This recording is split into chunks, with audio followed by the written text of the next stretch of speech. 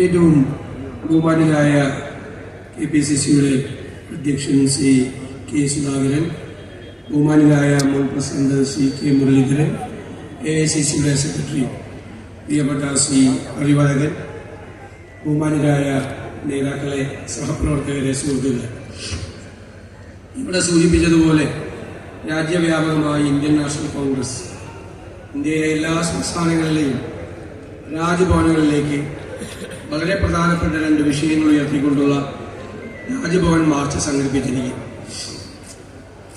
അതിൽ ഏറ്റവും പ്രധാനപ്പെട്ട കാര്യം നമുക്കറിയാം, 2023 ജനുവരിയിലാണ് അമേരിക്കൻ ഏജൻസിയായ ഹിൻഡർബർഗിന്റെ സുപ്രധാനമായ റിപ്പോർട്ട് പുറത്തു വന്നത്.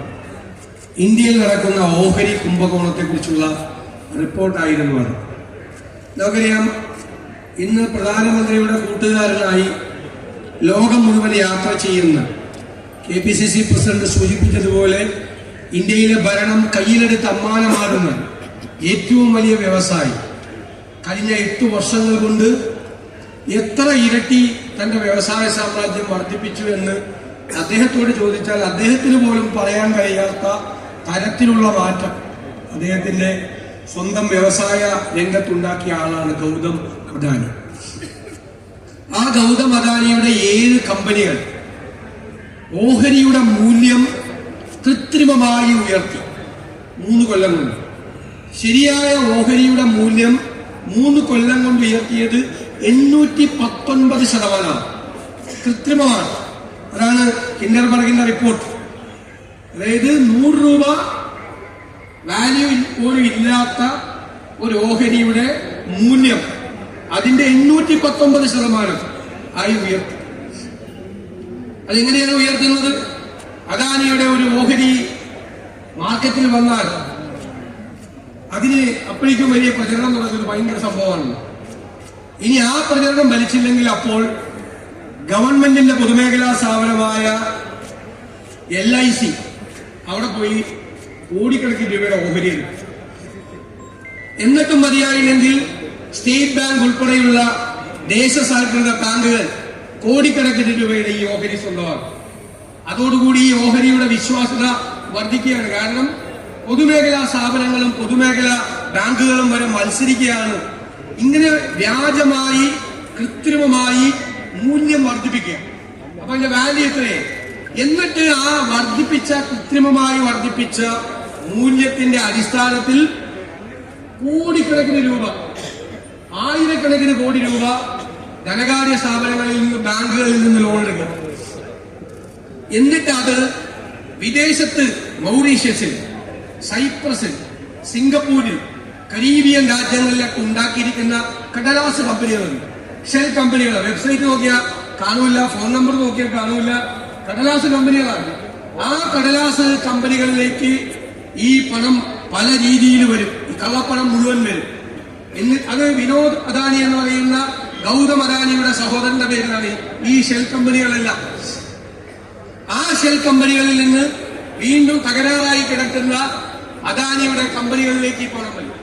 എന്നിട്ട് ആ കമ്പനികൾ രക്ഷപ്പെടുത്തി വീണ്ടും ആ രക്ഷപ്പെട്ട കമ്പനിയുടെ പേരിൽ കോടാനുകോടി രൂപ വീണ്ടും ലോൺ എടുക്കും. ഈ കൃത്രിമം ഇന്ത്യയിലെ ധനകാര്യ സ്ഥാപനങ്ങളെ കബളിപ്പിച്ചുകൊണ്ട്, പൊതുസമൂഹത്തെ കബളിപ്പിച്ചുകൊണ്ട്, ഓഹരി എടുക്കുന്ന ഉടമകളെ കബളിപ്പിച്ചുകൊണ്ട് കേന്ദ്ര ഗവൺമെന്റിന്റെയും കേന്ദ്ര ഏജൻസികളുടെയും സഹായത്തോടു കൂടി നടത്തുന്ന കോടാനുകോടി രൂപയുടെ, എണ്ണിയാൽ ഒടുങ്ങാത്ത കോടികളാണ്, അത് പറയാൻ പറ്റാത്തത്. അത്രയും കോടികളുടെ അഴിമതിയാണ് ഇതിന്റെ പേര് നടക്കുന്നത്. ഇപ്പൊ ഈ ഓഗസ്റ്റിൽ ഹിൻഡർബർഗിന്റെ 2ാമത്തെ റിപ്പോർട്ട് വന്നു. ഈ പ്രധാനമന്ത്രി ഉൾപ്പെടെയുള്ള ഒരാളും ഇതിന് മറുപടി പറഞ്ഞിട്ടില്ല. അപ്പൊ സെബി അന്വേഷിക്കുന്നതാണ് പറഞ്ഞത്. ആരാ SEBI? Stock exchange board of India. നമ്മുടെ കാലത്താണ്, കോൺഗ്രസിന്റെ കാലത്താണ് ലോകത്തിലെ തന്നെ ഓഹരി വിപണിയെ ഏറ്റവും മനോഹരമായി നിയന്ത്രിക്കുന്ന, വെൽ റെഗുലേറ്റഡ് ആയിട്ടുള്ള ഒരു ഈ സ്ഥാപനം വന്നത്, സെബി വന്നത്, stock exchange board of India. ഇവര് പറയുന്നത് 20 മാസമായി സെബി അന്വേഷിക്കുകയാണെന്നാണ്. അത് എന്തുകൊണ്ടാണ് സെബിയുടെ അന്വേഷണം പുറത്തുവരാത്തതിന്റെ കാരണം ചോദിച്ചപ്പോഴാണ് 2ാമത്തെ റിപ്പോർട്ട് വന്നപ്പോൾ പറയുന്നത് സെബിയുടെ ചെയർപേഴ്സൺ മാധവി പുരി ബുച്ച്, അവരുടെ ഭർത്താവുണ്ട് ധാവൽ, ഇവർക്ക് രണ്ടുപേർക്കും അദാനിയായിട്ട് ബന്ധമുണ്ട്. മനസ്സിലായില്ലേ? ആരെയാണ് ഏൽപ്പിച്ചിരിക്കുന്നത്? കള്ളനെ തന്നെയാണ് ഏൽപ്പിച്ചിരിക്കുന്നത് കേസ് അന്വേഷിക്കാൻ. ആദ്യത്തെ സെബി 20 മാസമായും അന്വേഷണത്തിൽ തീർപ്പാക്കാത്തത് എന്താ? സെബിയുടെ ചെയർപേഴ്സണ് അദാനിയുടെ ഈ കടലാസ് കമ്പനികളിൽ നിക്ഷേപമുണ്ട്. അതിന്റെ വിവരങ്ങൾ പുറത്തു വന്നു. ഹിൻഡർബർഗ് റിപ്പോർട്ട് എന്താണ്? ഗ്ലോബൽ ഡൈനാമിക് ഓപ്പർച്യൂണിറ്റി ഫണ്ട് കോടികൾ നിക്ഷേപിക്കുകയാണ്. സെബി ചെയർമാനും ഭർത്താവും കൂടി നിക്ഷേപിച്ചിരിക്കുകയാണ്. കോടികളാണ്. IPES പ്ലസ് ഫണ്ട് എത്രയാണെന്നറിയാമോ? സെബി ചെയർപേഴ്സൺ ഭർത്താവും കൂടി നിക്ഷേപിച്ചിരിക്കുന്നത് $8.72 ലക്ഷം. നിരവധി കമ്പനികൾ. ബ്ലാക്ക് സ്റ്റോൺ എന്ന് പറയുന്ന ഒരു കമ്പനിയുണ്ട്. ആ കമ്പനിയുടെ ലീഗൽ അഡ്വൈസറാണ് ഇവരുടെ ഭർത്താവ്. ആ കമ്പനിയാണ് റിയൽ എസ്റ്റേറ്റിന് സ്പോൺസർഷിപ്പ് ചെയ്യുന്നത്. അപ്പോ ഭർത്താവ് ലീഗൽ അഡ്വൈസർ ആയിരിക്കുന്ന കമ്പനി മുഖേന വ്യാപകമായി പണം അദാനിയുടെ വിനോദ് അദാനിയുടെ കമ്പനികളിലേക്കെല്ലാം ഇവരുടെ നിക്ഷേപം അങ്ങോട്ടും ഇങ്ങോട്ടും ഈ കടലാസ് കമ്പനികളിൽ നിന്ന് പണം അങ്ങോട്ടും ഇങ്ങോട്ടും മാറി നിക്ഷേപിക്കാൻ വ്യാപകമായി ഈ ക്രമക്കേടുകളിൽ സെബി ചെയർപേഴ്സണും ഭർത്താവിനും പങ്കുണ്ട് എന്നതിന്റെ വ്യക്തമായ തെളിവ്. മറ്റൊരു പ്രധാനപ്പെട്ട റിപ്പോർട്ട് പുറത്തു വന്നത് അദാനിയുടെ ഗ്രീൻ എനർജിയുടെ കയ്യിൽ നിന്ന് കമ്പനിയിൽ നിന്ന് സൗരോർജം വാങ്ങിക്കാൻ ഇന്ത്യയിലെ വിവിധ സംസ്ഥാനങ്ങൾക്ക്, അവിടുത്തെ ഭരണകൂടങ്ങൾക്ക്, അവിടുത്തെ ഉദ്യോഗസ്ഥന്മാർക്ക് കൊടുത്തിരിക്കുന്ന കൈക്കൂലി തുക എത്രയാണെന്നറിയാമോ? കേട്ടാൻ $265 മില്യൺ. മില്യൺ എന്നൊക്കെ ദശലക്ഷമാണ്. $265 ദശലക്ഷം. ഒരു ഡോളറിന് എത്ര രൂപയെന്ന് വെച്ച് കണക്കാക്കിയാൽ മതി. മനസ്സിലായില്ലേ?